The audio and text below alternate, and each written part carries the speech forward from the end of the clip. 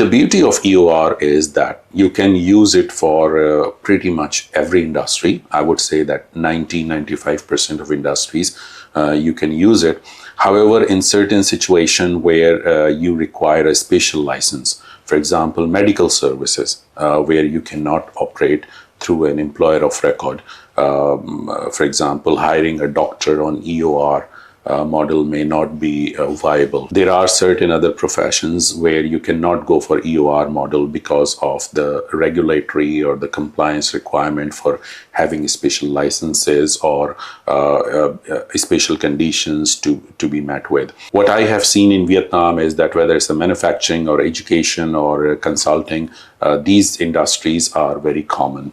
If you look at the broader categories, so then definitely tech industry comes on top of that, whether it's FinTech or e-commerce or other related industries. Manufacturing is one of the things, as I have given the example, where you require a very sophisticated calibration. For example, you cannot find many experts in the world, so how can you hire them?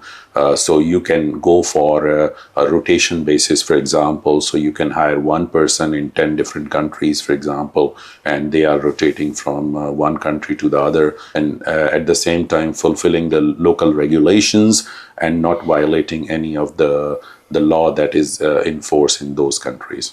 Absolutely. And you mentioned one interesting thing about having multiple jurisdictions, multiple countries, and multiple staff working. That's where the employer record really shines, in this multi-jurisdiction, multi-country level of support of compliance.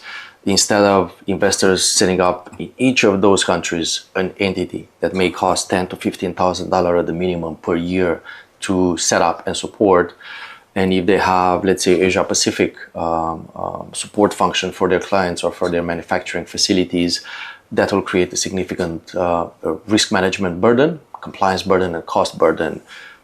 Replacing that with one staff in each of those markets to do the work, but without having that compliance element, it's a significant benefit. So the more exposure investors have across markets, the more beneficial employer record becomes as well for their business model, at least at that entry stage.